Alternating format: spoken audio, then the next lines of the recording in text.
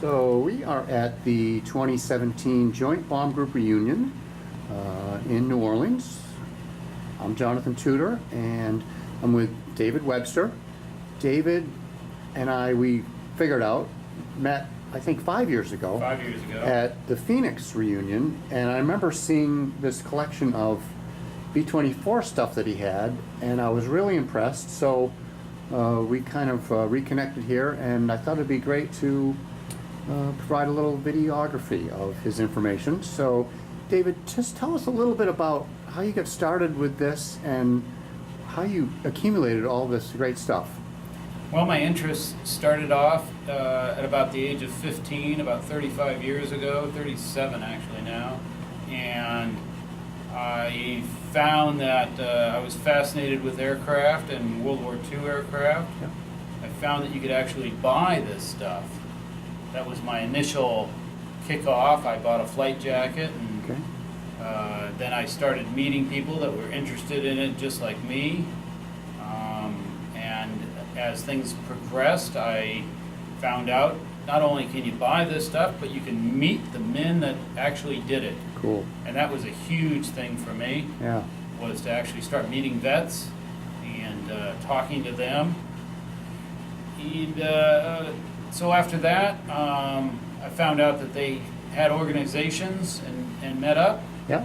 And I asked some vets if I could do a display for them of my items, and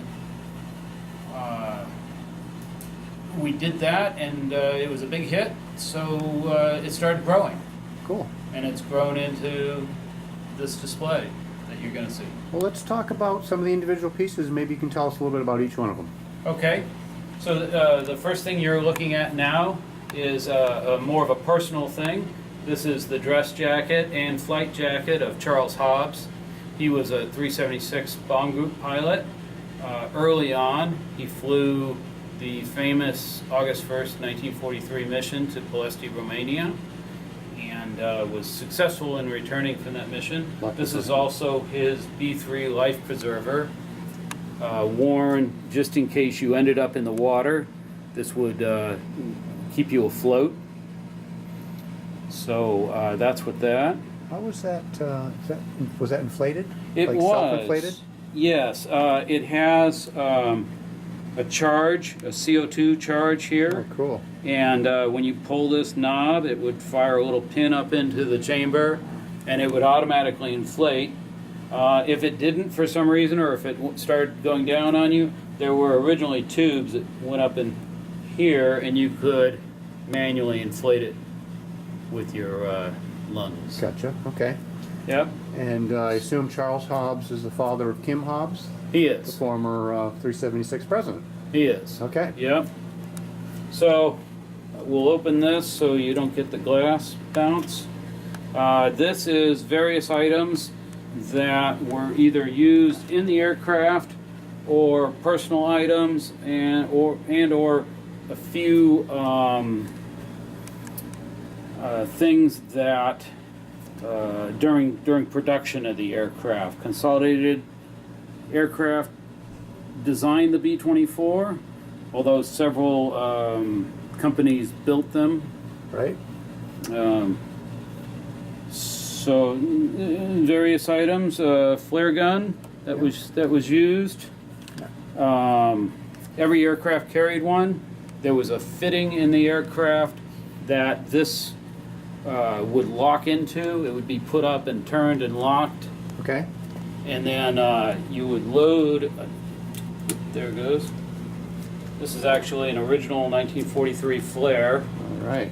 and you would load this. This shot the colors red and green, You see? depending on what you were announcing Yeah. with the flares. If you came in, you had wounded on board, you'd fire double red flares, and you'd be given landing priority.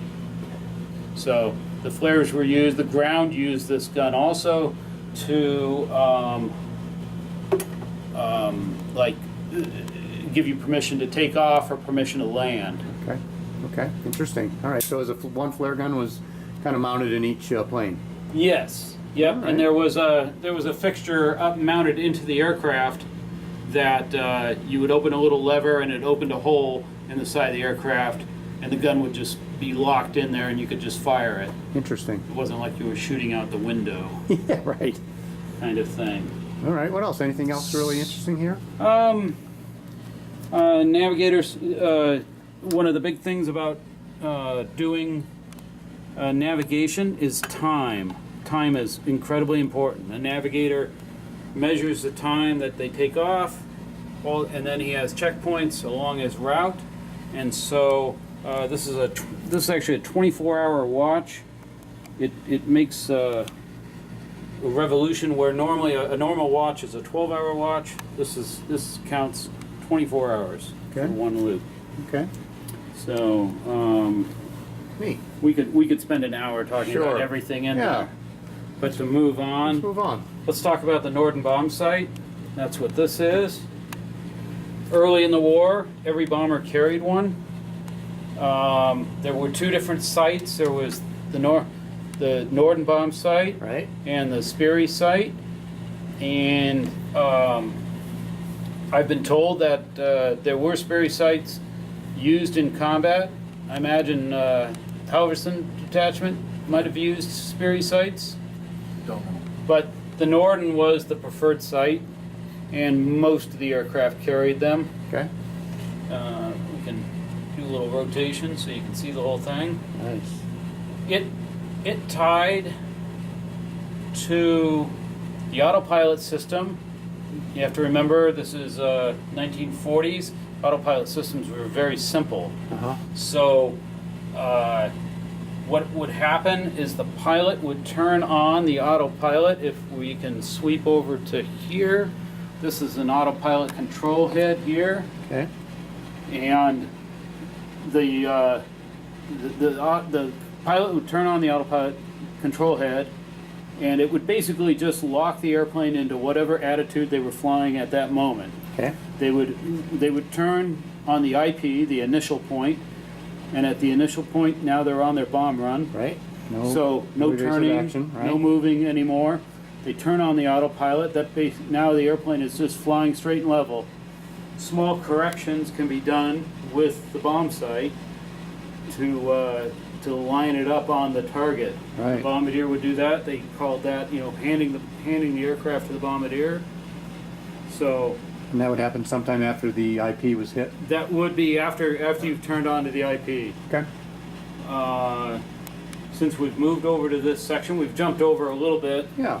We'll talk a little bit about Lady Be Good. April of 1943. They were, do you remember the target, Ed? I believe it was Naples. Naples. They were flying out of North Africa, bombing Naples, Italy. And this poor crew was coming back. It was late at night. There were no lights. They were flying on a radio beam being put out by the station, but in those days you couldn't tell if you were flying to the beam or from the beam. You just knew you were on the beam. Right. So they didn't predict the heavy tailwinds. There was a miscalculation in it, and they flew right over the station and kept flying out into the desert. And they ended up finally running out of gas and bailing out. And the reason this airplane became famous is because in 1958, the aircraft was found. Fairly intact, even though it was broken in half. Yep. All of the personal equipment was still on board the aircraft. Wow. Perfectly preserved almost, Yeah. you could say, yeah. So this is William Hatton's parachute bag that was recovered from the aircraft. Okay. And this is the air deflector door from, I believe, the starboard side of the aircraft. The air deflector door was in the waist area. The waist gunner area was open, and if the wind would just howl into the in, so the air deflector door pushed out and pushed the air away from the open window. I see. And took some air pressure off of the gunner. So that's the original. You can actually see, it's kind of neat, you can see they called it pink paint. Huh. They called it kind of a pink color up there. This is the national blue insignia, what's left of it, and then the white part of the white star that would have been painted on the side of the aircraft. That's cool. So moving on, various bits of equipment from the aircraft. Every station, you're flying at above 10,000 feet, you've got to be on oxygen. So you've got an oxygen regulator and a hose that would hook up to your mask. You can see that you've got oxygen pressure, and the blinker is just a flow indicator. It would literally blink at you, and it just gave you an indication that there was flow to your mask. That's a good thing. So some of the crew members wore electrically heated suits. Yes. And this is the control for that suit.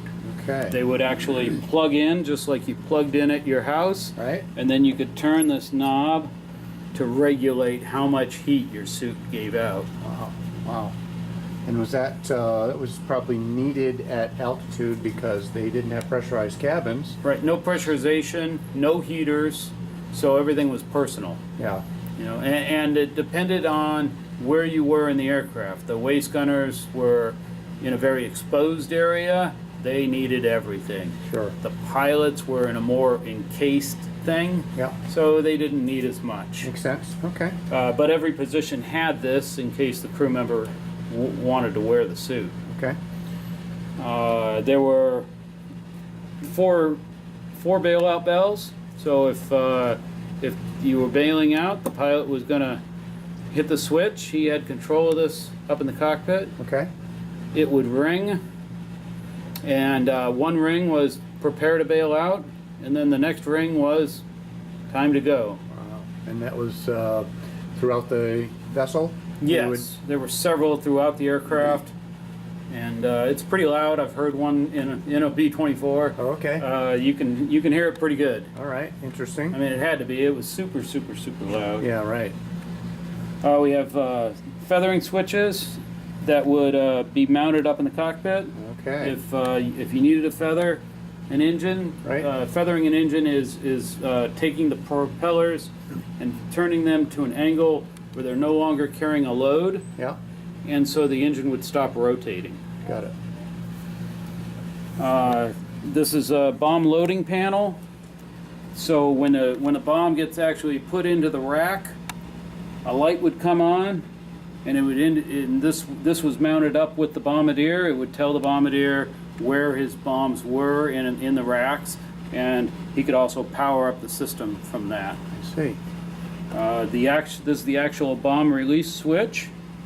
The whole system could work automatically through the bomb sight, or, which was most of the case, the switch was used to release the bombs. He manually would hit the switch. Okay. All right. Up here, intervalometer, tied also to the bomb sight and to the load panel. If you, depending on how you wanted to drop, you didn't just drop bombs. You might drop everything at once, but more so you probably wanted to spread it out. If you were, my example is, if you wanted to bomb one building, then yeah, you were going to drop everything at once. Right. But if you wanted to bomb like a railroad marshalling yard, where you needed to spread it out, Right. you wanted to drop a bomb and then another second drop a bomb, another second, and that's what this did. So you can read here, ground speed. If you were traveling at, say, 250 miles per hour ground speed, and you wanted bombs, this will give you interval between bombs in feet. If you wanted a bomb every 40 feet, you would put the 250 on the 40, and now the system's set up that it'll automatically drop a bomb, and you'll get every 40 feet you'll get a bomb. Ingenious. It was a pretty wild system. Yeah, that's cool. What else you got, David? We'll move along. BC-348 radio receiver is a very standard receiver. All the aircraft carried it. Okay. This was just to receive.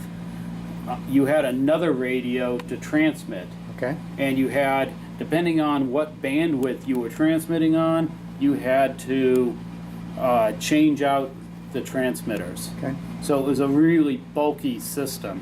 Oh, yeah. This thing weighs about 40 pounds, and it sat on the radio operator's desk.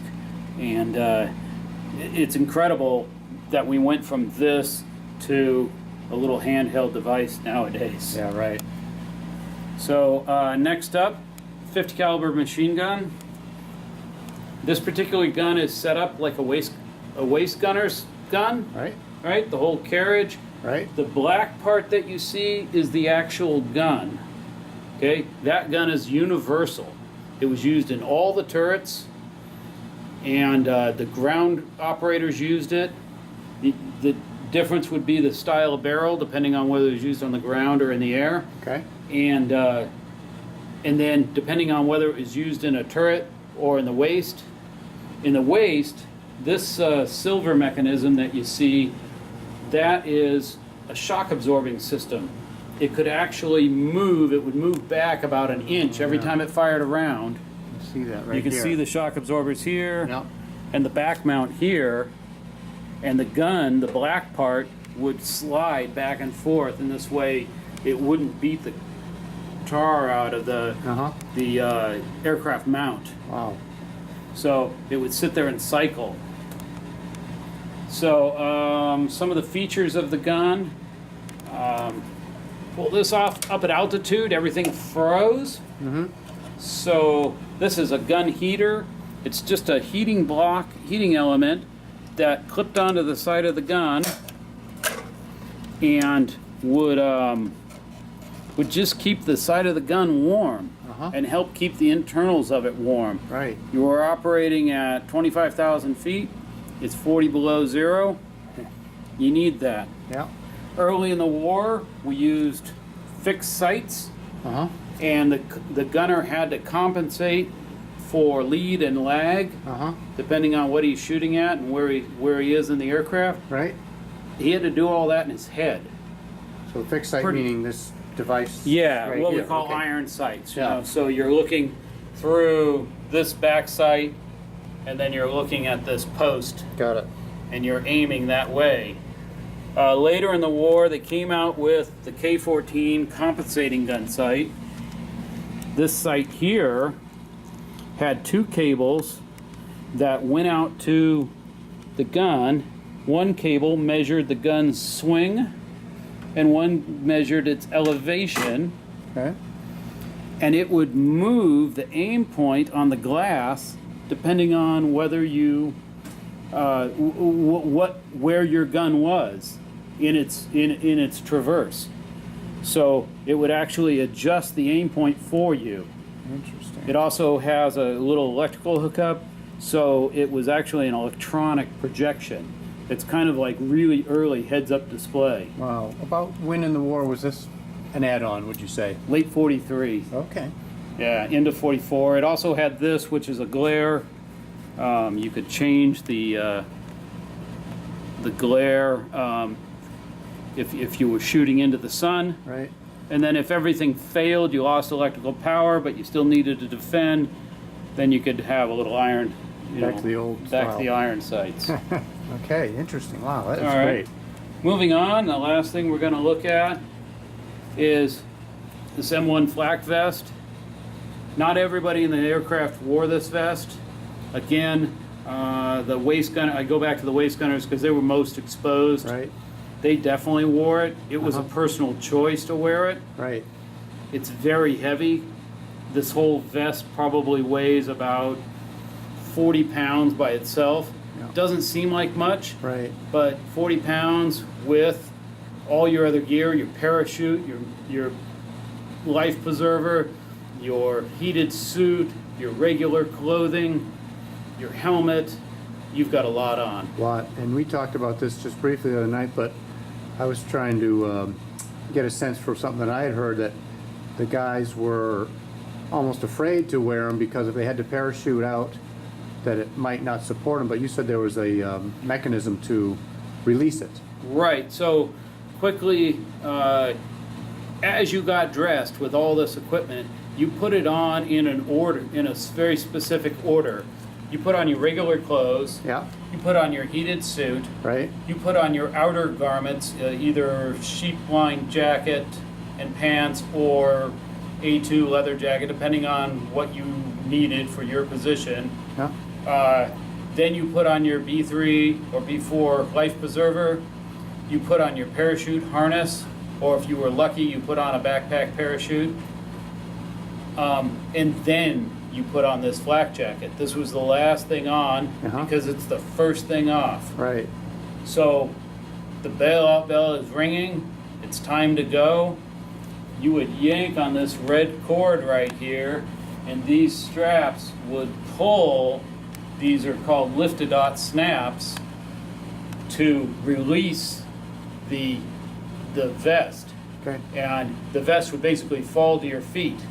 okay, Now it's time to grab your parachute and get it clipped onto its harness, uh-huh, and you're headed out the airplane. right, hopefully, If you end up in the water, then you're releasing your parachute harness, uh-huh, and now you've got your life preserver on right, to save you, wow, hopefully. very neat, So the vest is here. It had an apron to kind of protect the lower extremities. uh-huh, And they also developed headgear. These are two different examples of I see that, flak helmets. This is an early example designed very closely to the ground troop helmet. They started off that way. In fact, some of the crews wore ground troop helmets. right, But the electronics in here would get in the way of the helmet. So they developed this helmet with ear flaps uh-huh, to give you room. right, And then later, to work on saving a little bit of weight, they came out with this more cloth. And this has metal lining in it. okay, Now, and don't get me wrong, this is not a bulletproof vest. no, This would not stop bullets. It might help, right, but it was designed to stop flak. sure, So flak was an artillery shell fired by the Germans right, into the air, Uh-huh. and at a certain altitude, that flak shell would explode, sending shards of metal through the air. yes, And that was what this was to protect. got it. So that's about it. David, what a great collection of gear you have here. Really appreciate you doing this, and thank you for telling us a little bit about it today. Thank you. Okay, bye-bye.